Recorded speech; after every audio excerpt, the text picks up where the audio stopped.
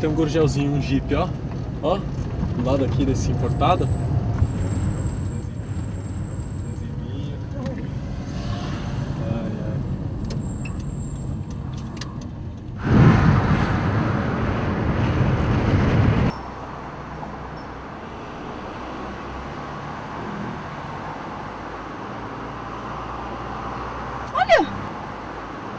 Olha! A gente tá fazendo um filme do Gurgel, você quer dar uma entrevista pra gente?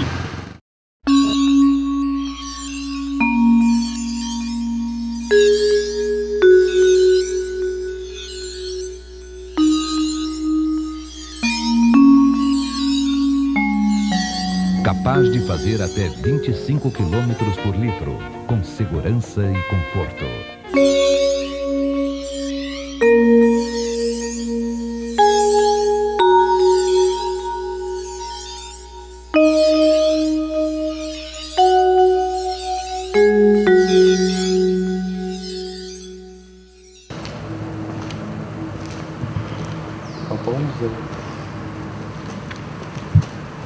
Aqui era o quê? É onde começou, é o primeiro galpão. Mas tinha linha? Na época ainda não era configurado tão linha, mas fabricava os carros aqui mesmo. Uhum. Tem até alguns pedaços deles por aí.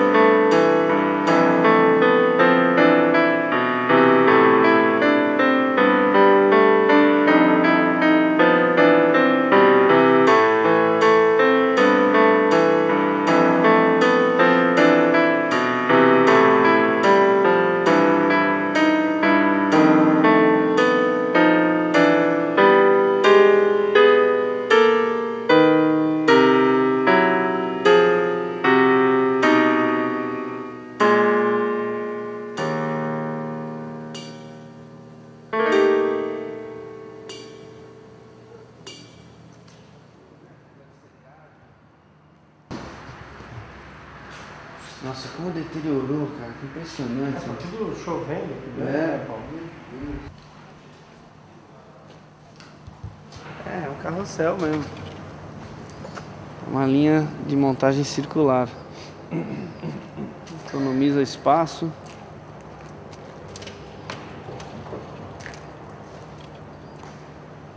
Eu passei algumas histórias interessantes com o Gurgel.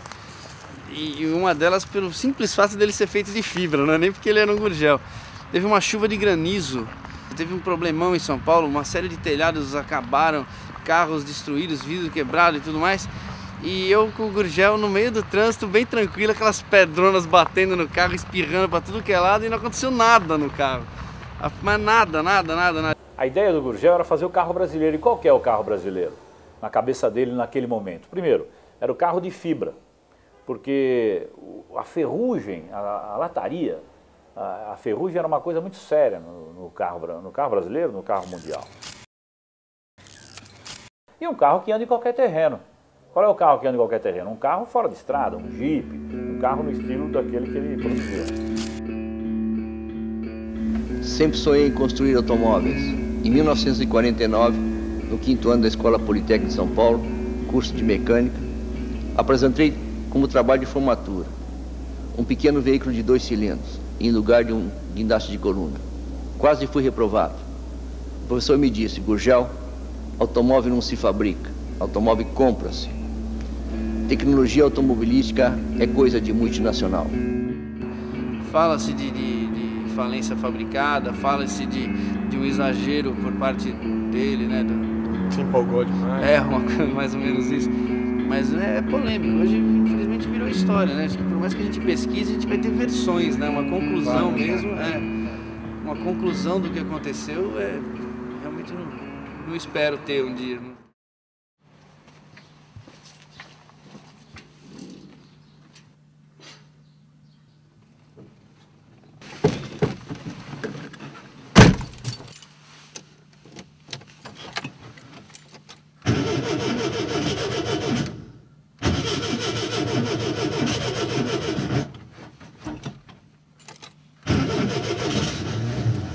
Ops, nada como frio.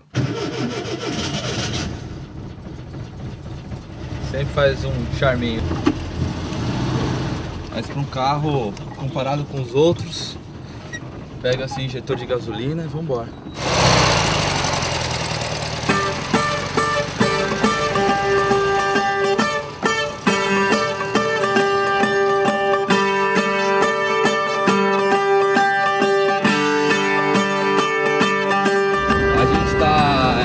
Fazer um passeio, vamos até Mariporã, um passeio com grau de dificuldade legalzinho com o Gurgel.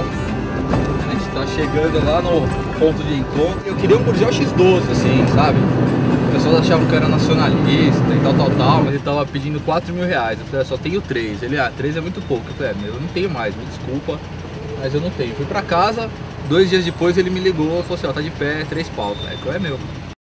Apareceu uma turma de aventureiros aí lançando uma espécie de um bug, que eu não sei, a gente chamava aquilo de bug, era um carrinho que parecia mais uma banheira de plástico.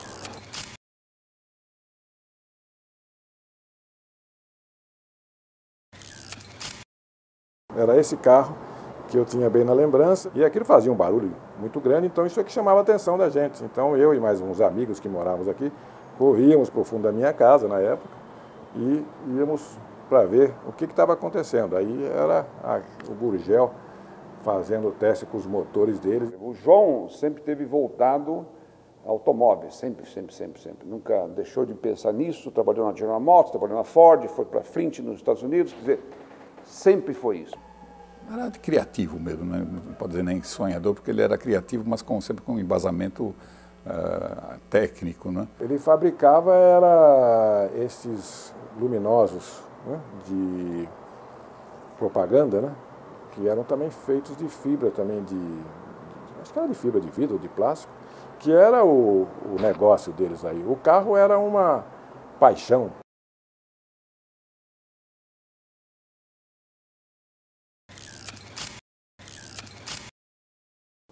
Num certo momento ele conseguiu a possibilidade de tirar da Volkswagen peças e componentes. Aí foi o que ele precisava, porque naquele momento que estava podendo se abastecer de motores da Volkswagen, câmbio da Volkswagen, ele podia montar o carro. Então nasceu o Jeep. E a Folha chamou indevidamente, sem saber o que acontecia, o Jeep que havia testado de bug. E ele conversou comigo sobre isso. Eu disse, mas escuta, você já contou para alguém como é que você faz seus carros? Eu disse, não, então está na hora de contar. Ele, então você vai contar. E me chamou para lá. Porque a diferença entre um bug era uma plataforma de outra marca, no caso Volkswagen, encarroçada. Isso é um bug. Um Jeep teria que ter um chassi próprio e ser preparado para enfrentar qualquer terreno, qualquer diversidade de percurso. E o dele era um Jeep. Agora, ele teve uma coragem que eu admiro, porque ele tinha uma agência Volkswagen onde ele ganhava dinheiro. Agência grande, boa, né? Onde ele ganhava dinheiro. Atrás da agência estava montando o Jeep. E um dia ele tomou uma decisão terrível, fecha a agência, ou vende a agência e vamos ficar com a fábrica de Jeep. Né? E fez isso. Aí foi para o regular.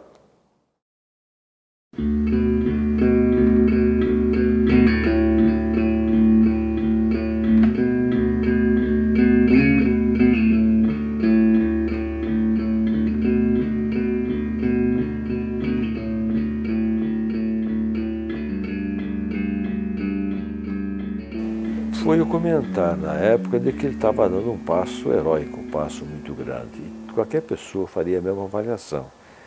Porém, eu acho que ele o fez de uma certa forma até com bastante equilíbrio. É aquele desejo de fazer as coisas, é a capacidade de ver o lucro lá na frente.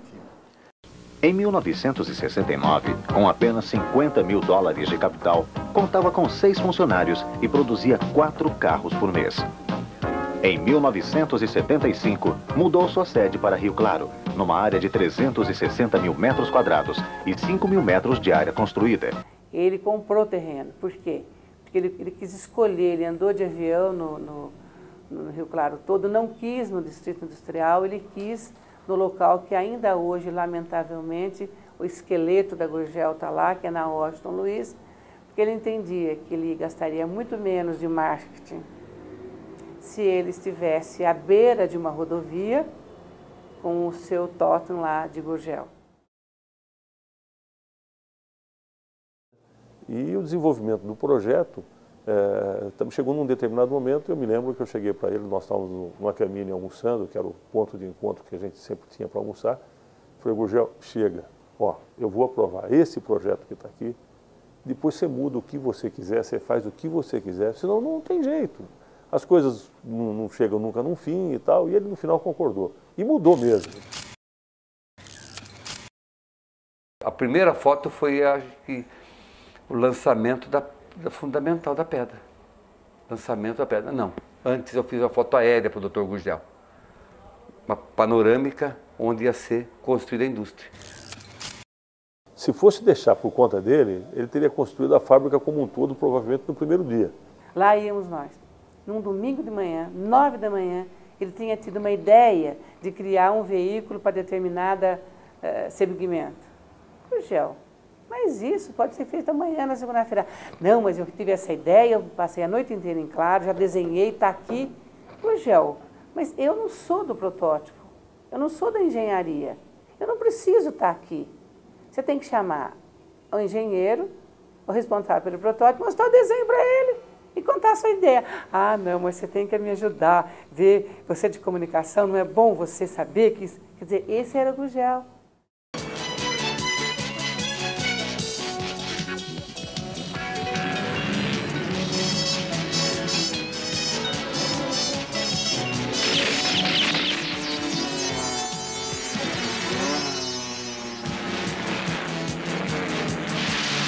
Vou contar uma passagem para vocês bem curiosa. Numa passagem de fim de ano para Natal, nós íamos fazer um cartão de Natal para ser distribuído. Então a gente ia fazer montagem, um trabalho com um carrinho de presente, com um saco de presente, e apareceu um objeto estranho nessa fotografia.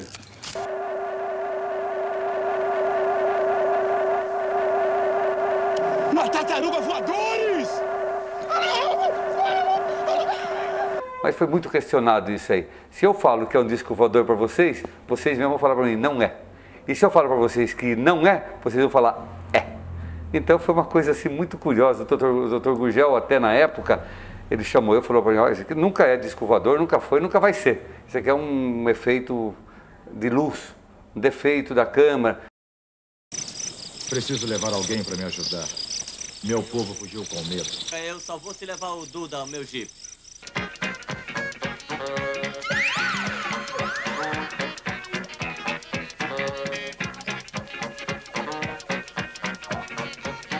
Veio o pessoal de pesquisa, veio o coronel da aeronáutica de Pirassununga, veio um monte de gente, veio até os escoteiros de Rio Claro que estavam acampados aqui em Tirapina, veio aqui para contar para mim que estavam realmente... No outro dia eu não atendi ninguém, não deu mais para fazer mais nada. Nos anos 80, os gurgelzeiros eram assim, muita referência assim, no meio fora de estrada. Depois acho que os novos donos foram comprando e já começaram a dar um uso mais urbano pro carro, assim, sabe? Aí que surgiu a ideia do clube, né? Quando aparecia um outro gurgelzeiro lá, eu conversava, tal, pá, tô com essa ideia, vamos fazer isso. Olha ali, aqui dá pra ver os gurgel já.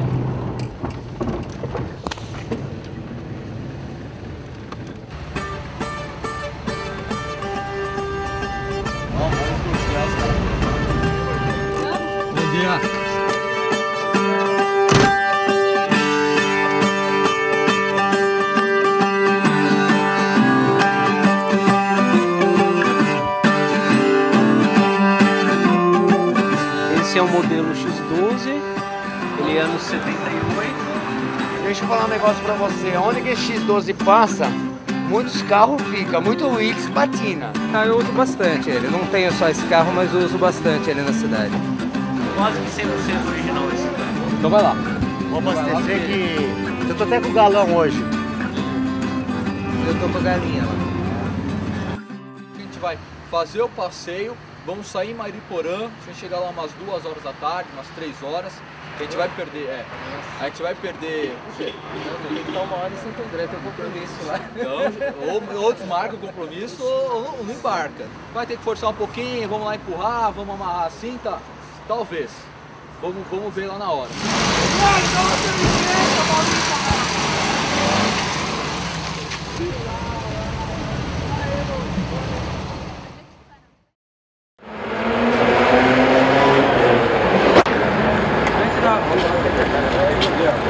Cadê o Gurgel? Também, por favor.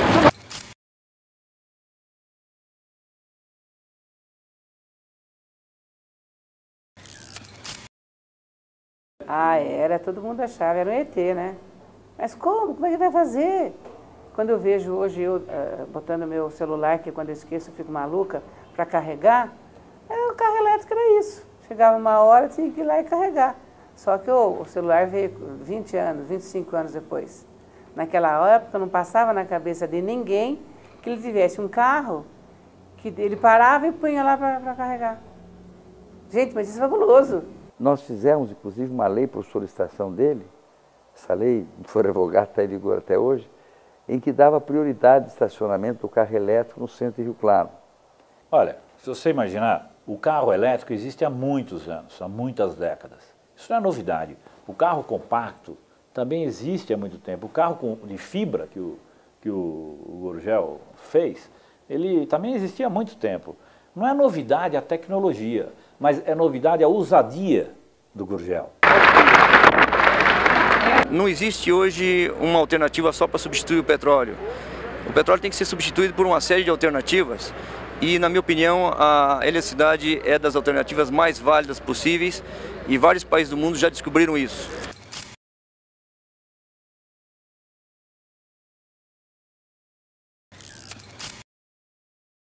A reação dele com referência à própria Fábio, como ele disse, uma delas era o fato de que nós apoiávamos o veículo movido a álcool e ele não apoiava. Eu tive a oportunidade de entrevistá-lo naquele programa Roda Viva da TV Cultura. Eu me lembro muito bem que no primeiro, o programa é dividido em 2 partes, tinha apenas um intervalo na época. No primeiro bloco, nós não tocamos no assunto pro álcool, só falamos de outras coisas. Quando entrou o intervalo, ele falou, pô, vocês não vão me perguntar do pró-álcool? Quero falar do pró-álcool, quero meter o pau no pró-álcool. Quer dizer, o desejo dele era provocar essa polêmica, porque o pró-álcool era uma coisa bem valorizada na época, e a posição dele era a seguinte, nós estamos usando as terras nobres do nosso Brasil, quer dizer, o interior de São Paulo, por exemplo, para plantar comida para o carro, e deixando de plantar comida para o homem. Foi a maioria de todos os participantes da entidade defendia o consumo racional, que é importante, do álcool.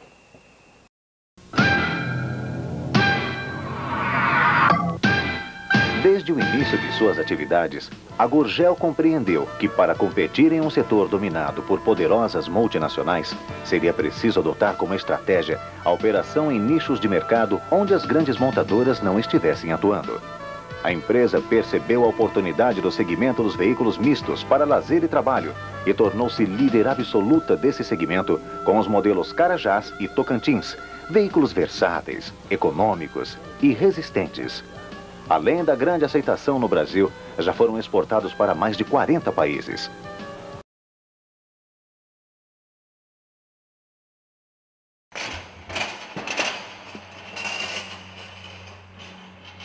O carro era pintado lá, naquele esqueleto, tinha o carrinho continuava puxando o carro, ele era secado, mas era tudo muito bonito, muito organizado.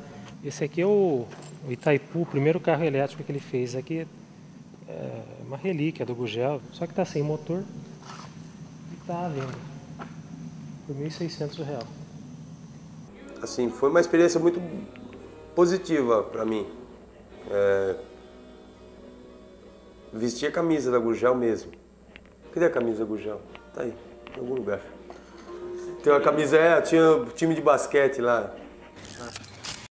Todos eles gostavam de estar participando disso, de vibrar com esse tipo de coisa. De participar, de ser um carro nacional, um carro brasileiro, um carro que eles teriam chance de um dia ter também. Eu não sou bairrista, eu não sou nacionalista. Eu também gosto de Toyota, eu gosto de Honda. Mas aquilo ali era um projeto nosso, se é nosso, é nosso, porra. As pessoas também diziam que nossos aviões nunca iriam voar. Cada novo avião que eu lançava dizia que a gente não sabia fazer. Quer dizer, ninguém acredita na capacidade brasileira de fazer. E talvez haja até razões para isso, mas o fato é que o empreendimento no Brasil é muito difícil. Ele tem um simbolismo muito forte de tecnologia, de brasilidade. A marca Gurgel é uma marca que o João mesmo fez num certo momento, mas estava envelhecida. Eu entreguei a nova marca para ele no dia do aniversário dele. Foi o maior presente da vida dele. Quer dizer, João, está aqui, está pronta. Ele parou, olhou aquela marca nova, ficou pensando. Era o dia do aniversário dele. Falou, Floriano, foi o melhor presente que podia me dar de aniversário. Tem alguém na escuta? Arnaldo tá na escuta? Matheus na escuta?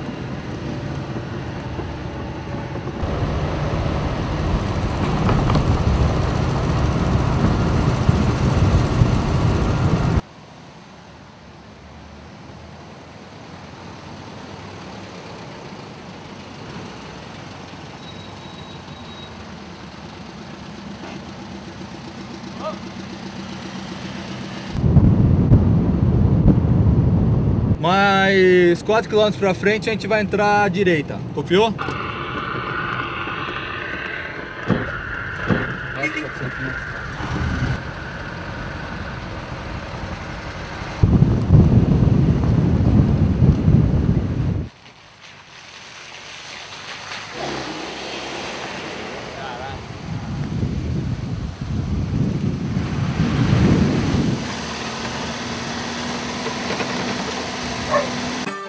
Essa aqui é a parte mais difícil do passeio, vamos ver se ele passa mesmo.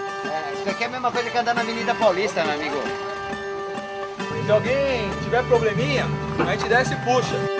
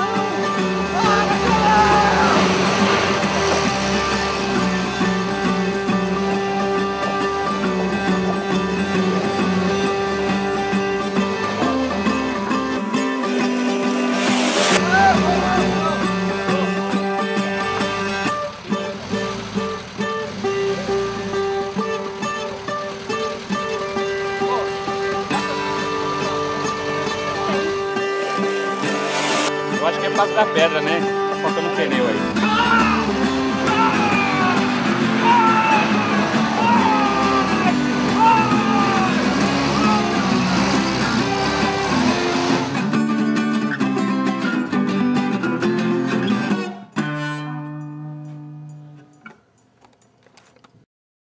O Gurgel gostava muito daquela ideia do japonês, né? Cada célula tem que participar do todo. Ele achava no Japão que se alguém falhar numa fábrica, soa uma sirene, a fábrica toda para em protesto. Eu fiz o meu trabalho o melhor que eu pude lá. Não sei se era bom funcionário ou não, às vezes chegava meio atrasado. É um assunto que determina o futuro como vai ser o futuro dos trabalhadores daqui da Gurgel. Por isso a gente aguarda. Com os trabalhadores ele começou a ter problema cedo, né? Desde 87 os trabalhadores começaram a fazer greve, a reivindicar salário, a reivindicar transporte, refeitório, que na época não havia ainda, né? Naquele período que a gente teve um período de inflação muito alto, as greves que existiam no Brasil eram muitas. São Paulo, o Brasil inteiro. Cada acordo de categoria profissional na época era uma greve. Essa proposta é uma proposta para fazer acordo ou não. E você só retorna se tiver dinheiro, não é isso?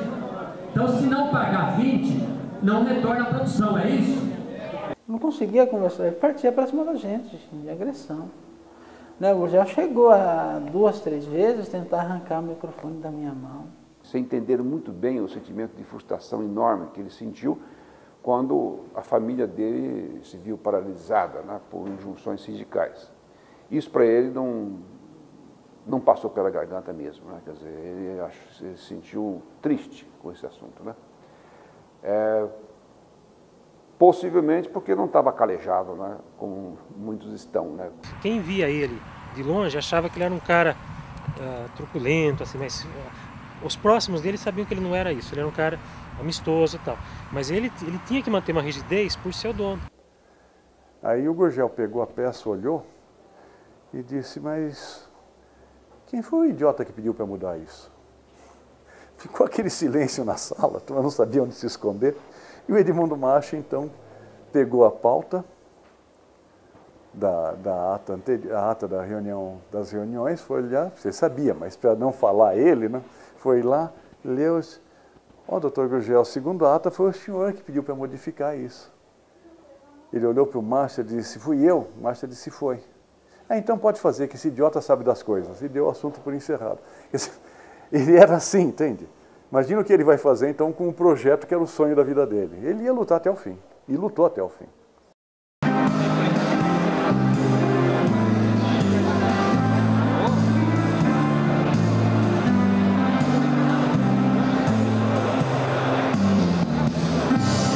Para construir isso aqui era um pasto e um canavial. E nós tivemos o apoio do BNDES, um apoio vital para essa fábrica começar. Através de um empréstimo de 7,5 milhões de cruzeiros, começamos a construir a fábrica. Passados alguns anos, nós já estamos hoje com essa fábrica com 700 funcionários, produzindo o 20º carro e nos preparando para uma outra cena, participar mais ativamente da indústria automobilística brasileira.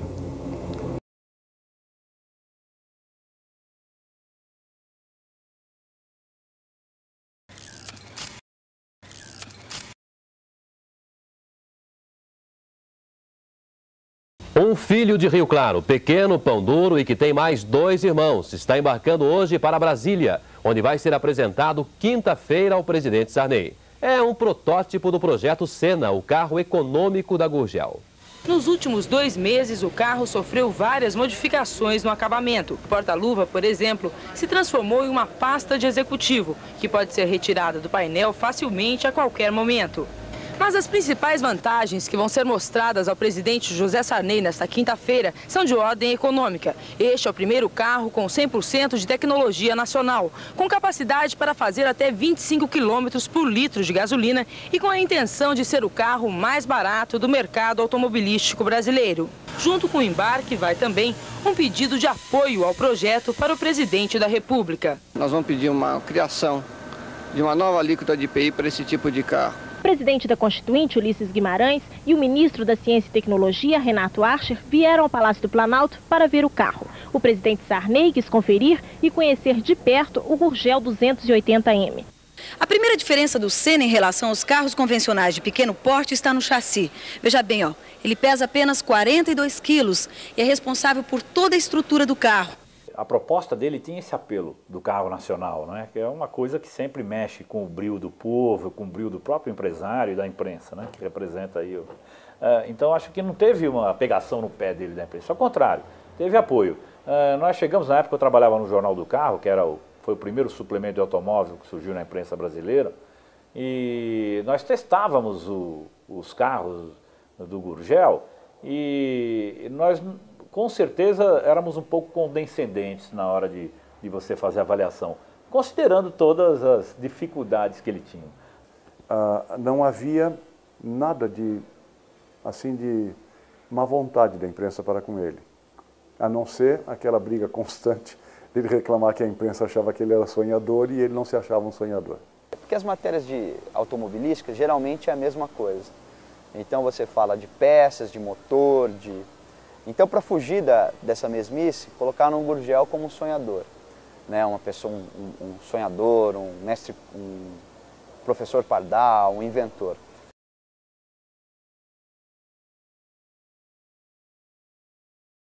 Eu era fotógrafo da Gurgel, me sentia como fotógrafo da Gurgel, sabendo dos trâmites que eles iam entrar de frente. Eu fui para dentro da firma, dei uma voltinha por trás, né? E fiquei à espera da entrada do prefeito, juntamente com o governador, juntamente os ministros da tecnologia que vieram a Rio Claro para acompanhar esse lançamento do carro.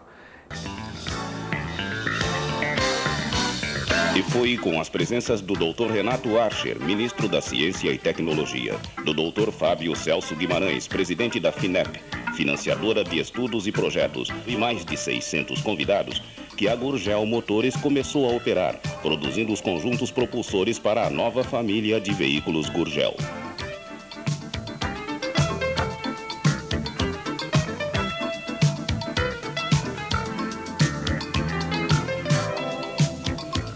O ministro Renato Archer, acompanhado do Dr. Gurgel, presidente da Gurgel S.A. e do presidente da FINEP, Dr. Fábio Celso Guimarães, corta a fita inaugural.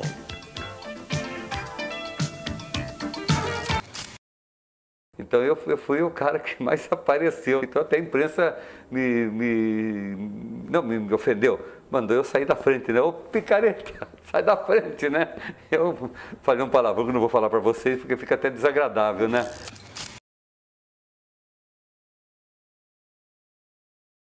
Em 7 de setembro de 1987, os primeiros protótipos desfilavam em Brasília. Um ano mais, o carro está pronto para ser fabricado em série. Um carro simples, econômico, racional, inteligente e, acima de tudo, honesto. Agora que vocês já conhecem o carro, vamos dar uma voltinha?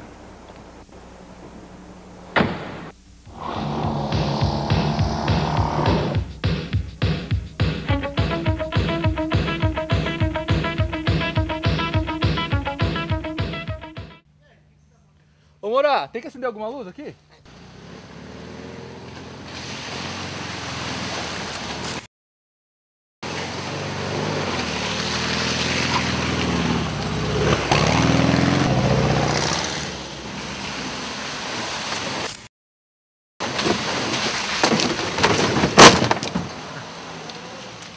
Oi, bom.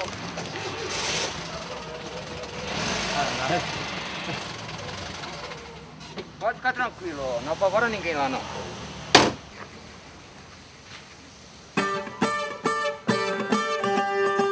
Comprei esse carro faz um ano, né?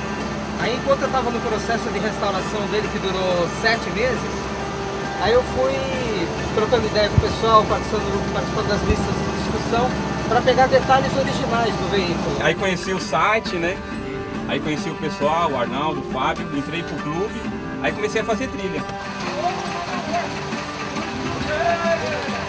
Ah, na doideira, eu olhei, gostei, deu vontade, eu comprei, né? Eu passei pela Marginal, ele tava numa esquininha assim, aí eu vi ele, aí passei lá e comprei. Ele era da Polícia Militar. Até por sinal, você não consegue, não tem luz. Você vê esses ferros aqui atrás, é para algemar os peão. Demorei um tempo para descobrir isso. Você pode pegar um rock da época dos carros, dos anos 80, 90, né? Que é Rolling Stones, tem... Guns N' Roses. Como faz para tirar os barulhos do Gurgel? Fácil, instala um bom som, né? foi o que tornou a Gurgel notória no mercado. Todo mundo conhecia a Gurgel porque ela fabricava carros especiais, né? Dentre eles o Jeep, né? O sonho é o carro popular, é o tal do BR-800. Apoiando a iniciativa da Gurgel, o governo federal criou um IPI especial de 5% para esses veículos de grande agilidade no tráfego urbano, bem como baixa emissão de poluentes e ótima adaptação ao poder aquisitivo de uma grande faixa da população. Ele recebeu a isenção de IPI dos veículos muito antes e aí sim as empresas chiaram, aí foi verdade, todas as outras, que entendiam que não deveria ser dado somente a uma empresa só porque ela é nacional. Não entra no mérito daquilo, mas houve muita chiadeira na época. E de fato foi o início, quando a Fiat entrou com o carro dela, de 1.000 cilindradas, de 1 litro, conseguiu a redução do IPI, também foi uma chiadeira danada, e todo mundo entrou também. Todas as vezes em que foram desenvolvidos modelos tecnicamente honestos e acessíveis ao poder aquisitivo da população, eles encontraram enorme sucesso comercial. Foi assim com o Ford Modelo T, que chegou a vender 17 milhões de unidades. O recordista Fusca, que atingiu a marca de 20 milhões de automóveis. Agora é gozado, ó.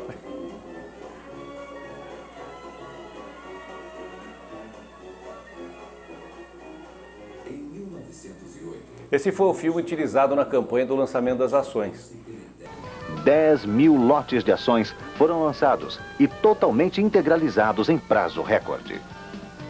Essa venda de ações possibilitou à empresa dar início à produção em série do BR-800, que veio fazer com que o Brasil figurasse entre os poucos países do mundo que hoje projetam e constroem seus próprios veículos.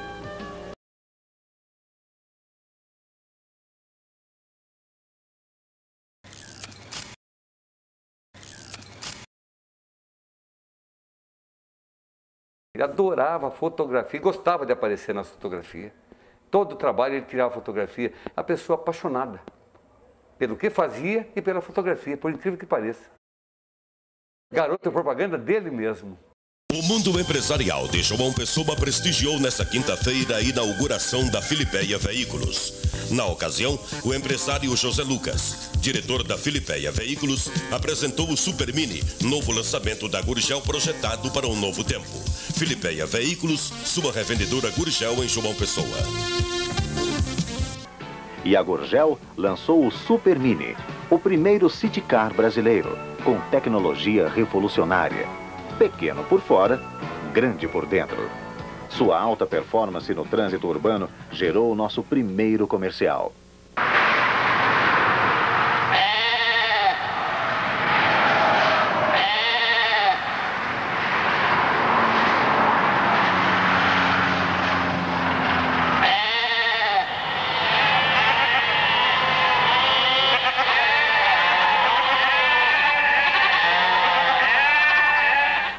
Fuja do rebanho. Entre num Super Mini Gurgel, o carro sem igual.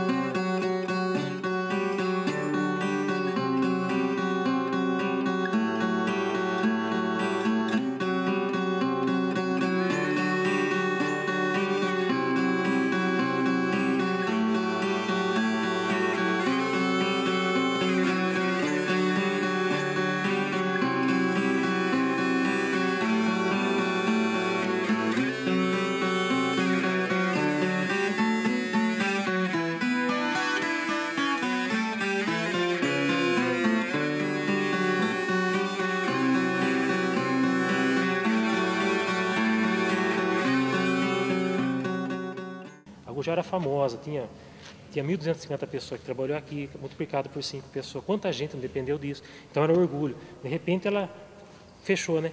Então dá a impressão que a cidade ficou com vergonha. Eu acho que aqui não vai dar certo, nós vamos ter que ter uma atenção maior aqui. Agora... Tem que cavar o chão. Alguém tem pá? E a situação foi piorando cada vez mais. E acho que por 2 ou 3 vezes ele se abriu mais. Teve um dia que ele sentou numa cadeira tudo suja lá e chorou no último barracão. Aqui na frente também um dia ele começou a chorar, reclamar e tal. Teve umas 3, 4 ocasiões desse tipo. Aí puxava assunto de outras coisas para animar ele, sempre dizendo que ia conseguir. Pode ir lá com a brincadeira. Não vai dar certo. Peraí, caralho! Não, mas é papo sério. Cada um que sobe, abaixa 1 centímetro. Sobe lá, japonês. A gente produzia o carro do nada, fazia dinheiro para pagar funcionário. A gente fez um monte de tentativa. Vai lá, pode vir. Agora vai pra lá, não. Aê, pode vir. Vira pra lá, mano. Vai pra cá. Já era, passou. Sobe mais aqui, ó. Sobe mais aqui, ó.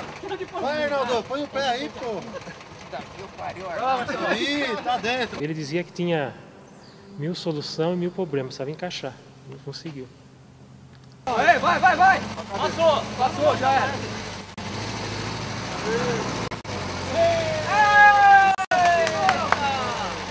Volta, Marcelo! Volta! De novo!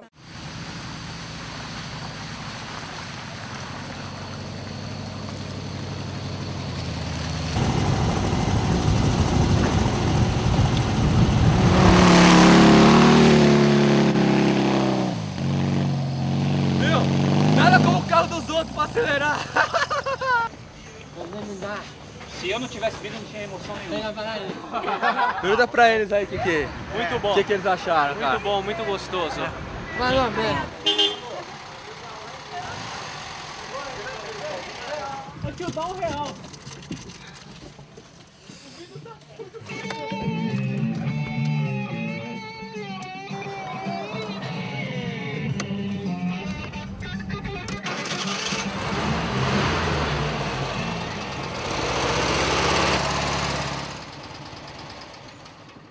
A gente tinha pouquíssima informação, então a gente começou a achar interessante arrecadar o material. Então, parte do material foi a Carolina Gurgel que nos forneceu. Eu recebi isso da filha dele, né, da Cristina, e com ele ali do lado, a dona Carolina ali do lado. E tem uma fita de vídeo assim bem interessante. É o símbolo do que causou o fim dele, assim, né? Ele tentando vender a ideia do Delta, vender a ideia nova, né?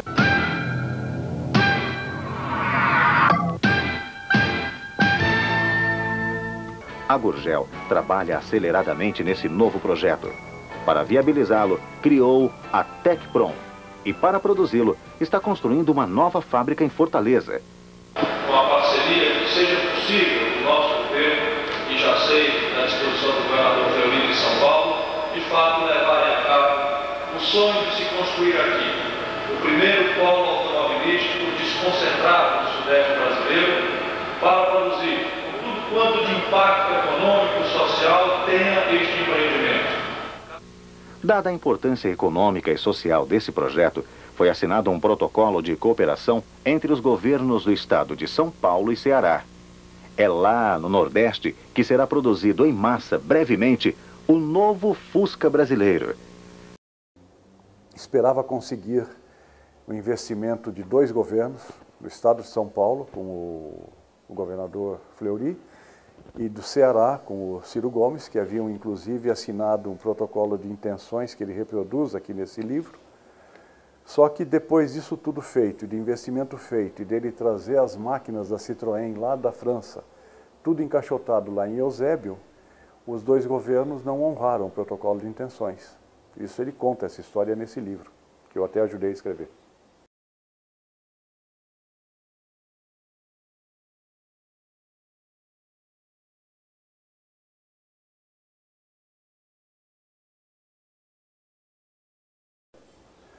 Na mesma época, já pressionado por credores, houve uma greve da alfândega aqui no Sul, Operação Tartaruga. A fábrica já vinha com dificuldade já uns 8 meses antes. E durante esses 8 meses antes, uma grande parte dos funcionários a nível de gerência e diretoria já estavam com salário reduzido.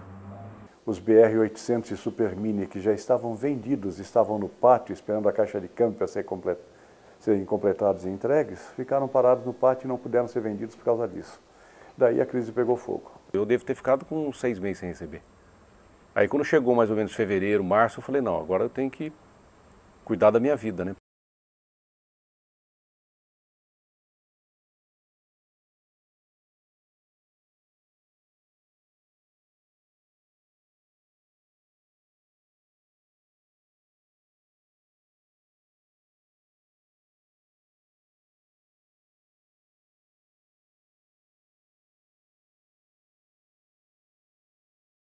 Hoje quem entra num processo de falência fatalmente está quebrado. Por quê?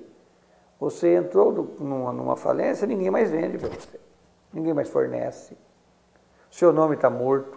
Ele recebeu, inclusive, uma visita de uma montadora, não posso dizer o nome, recebeu uma visita de uma grande montadora japonesa que quis fazer uma associação com ele. Estava na época das empresas estrangeiras entrarem no Brasil, e ela fazendo uma associação com ele, já entraria aqui pegando meio caminho andado. E a resposta dele, que eu estava presente e acompanhei, foi gozadíssima. Ele disse, não, eu não posso fazer isso, porque seria como uma associação entre uma pulga e um elefante. A Gurgel era uma fábrica. Hoje ela é um fantasma, né? Está todo mundo desempregado, nenhum trabalhador recebeu 1 centavo sequer, os bancos não receberam e não vão receber, os credores, fornecedores não recebeu e não vão receber. A fábrica teve um fim melancólico, com 15 funcionários e ele tentando produzir carro para vender e para quitar as coisas, né? O prejuízo da empresa, para mim, foi pequeno em relação ao prejuízo de eu ter perdido meu irmão. Quer dizer, esse que é o problema. Para mim, esse é o lado mais importante para mim. Não é a Gurgel, para mim é o jogo. E aí acabou não dando certo, o Alzheimer, eles entrou numa forte depressão e o Alzheimer acabou se manifestando. A dona Carolina falou uma coisa muito legal para mim, assim, que eu achei fantástica, a esposa dele, que disse o seguinte, que foi legal, que o Alzheimer foi, no final, acabou sendo legal para ele, porque ele viveu intensamente o sonho e na hora que o sonho começou a acabar, ele se desligou. Foi uma defesa, assim, porque ele não iria suportar ver a atual situação da fábrica.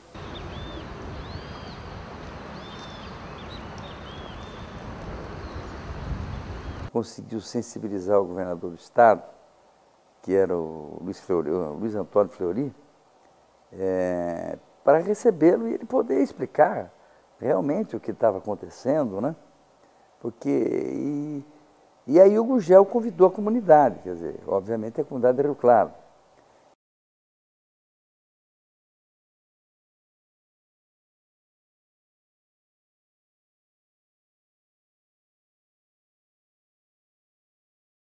E foi uma coisa profundamente decepcionante, porque nós fomos ao palácio e lá chegando, nos recebeu o chefe da Casa Civil, que disse o seguinte, olha, o governador Fleury tinha marcado uma reunião com o seu João Conrado Augusto do Amaral Gurgel, e não com a comunidade.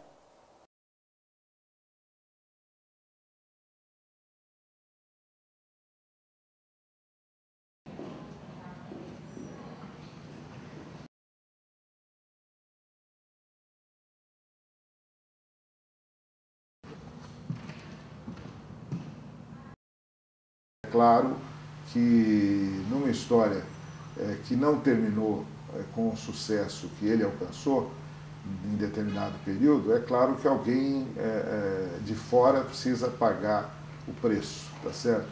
Jamais se admitiria o erro de estratégia e o erro na condução da própria ampliação da fábrica que foi cometido pela Gurgel.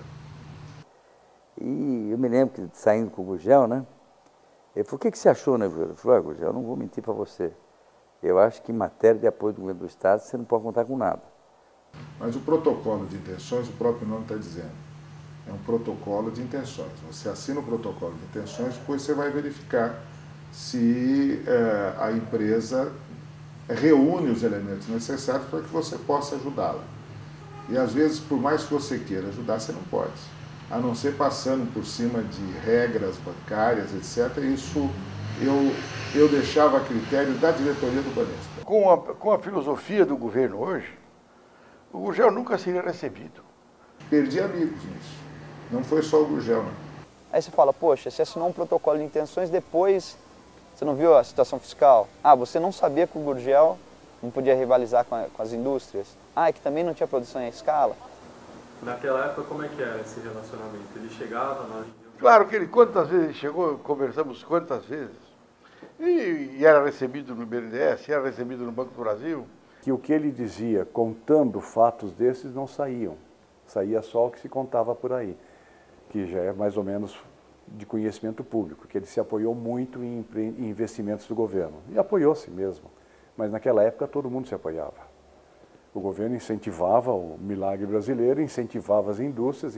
Agora, se ele investiu no Ceará em razão de um acordo que ele pensava ter com o governo do Ceará, eu acho que quem pode responder isso é o ministro Ciro Gomes.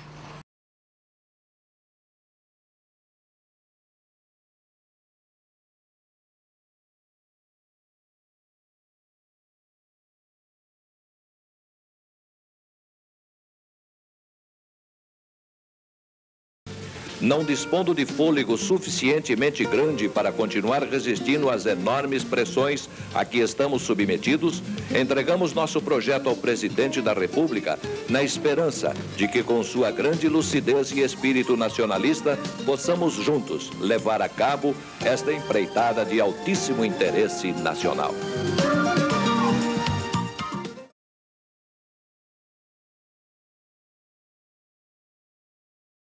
Essa ideia surgiu quando nós visitávamos o Salão de Automóveis. Então, os carros eram carros de mais de 30 mil dólares. Então, nós chegávamos à conclusão de que nós precisamos buscar um modelo popular.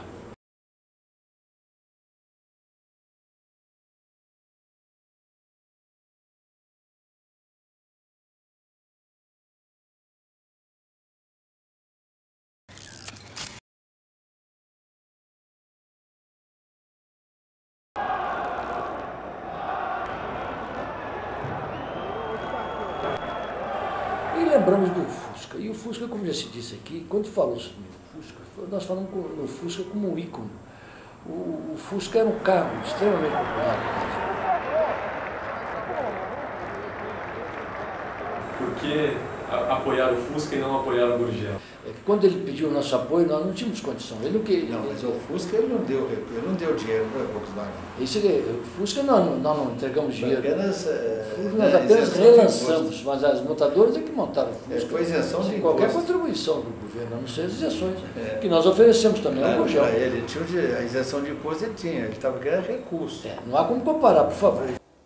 Se o que ele queria era lançar um carro urbano nacional, barato, e disseram não para ele, e depois favoreceram o relançamento do Fusca, ainda que provisório, deve ter sido um golpe para ele. Né? Acho que deve ter encarado como outra prova da má vontade comigo. Nós só temos certas isenções para poder alavancar, mas o Gurgel teria as mesmas isenções, mas ele não queria apenas essas isenções. Ele estava numa situação quase pré-falimentar, na qual o governo não pôde dar a devida ajuda a ele. A indústria automobilística alcançou um patamar inédito em seus mais de 30 anos de vida no Brasil. Foram contratados novos trabalhadores e ressurgiu, por ideia do presidente Itamar Franco, o carro popular. Como se vê, esta é uma história de final feliz. O ressurgimento do Fusca, mais do que o veículo em si, representa a esperança de uma retomada do crescimento no nosso país.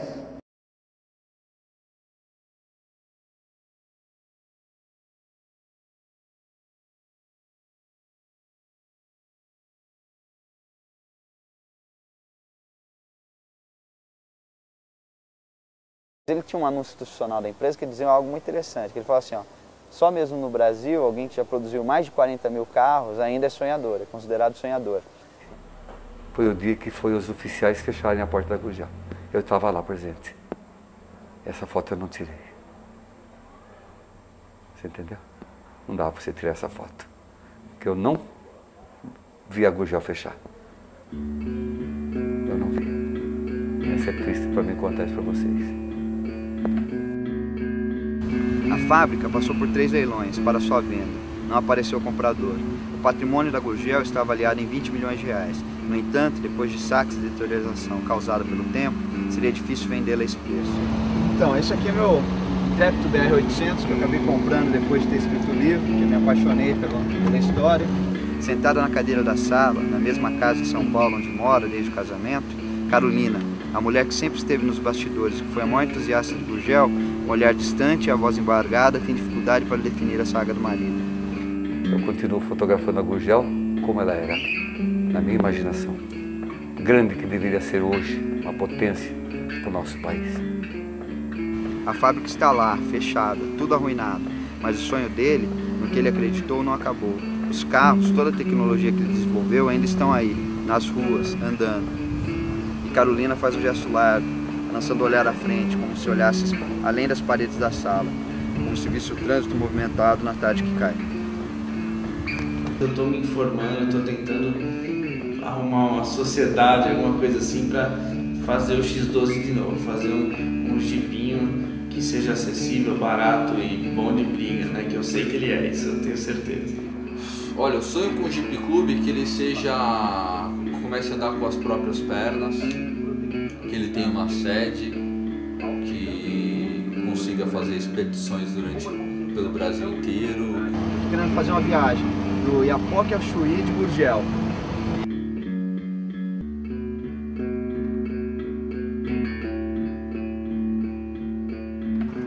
Eu quase comprei esse carro. Ah, é? Dava 4 mil reais no primeiro leilão. Não, agora se der uns 1000, você leva. Não dá pra fazer mais nada com ele. Dá, dá. Isso aqui não acaba, Zé, André. Isso aqui é Gurgel, cara.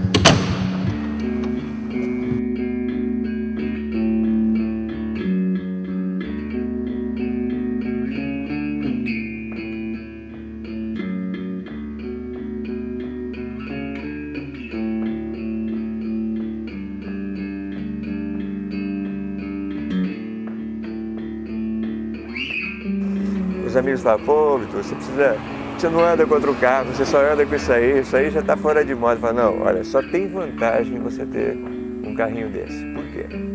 Bom, ninguém vai se interessar em roubar, por quê? Porque você vai fazer pose para as meninas com um carro desse, não tem condições, né? Pô, tem umas BMW por aí, etc e tal, né? Essas coisas do gênero. Quer dizer, já é uma vantagem.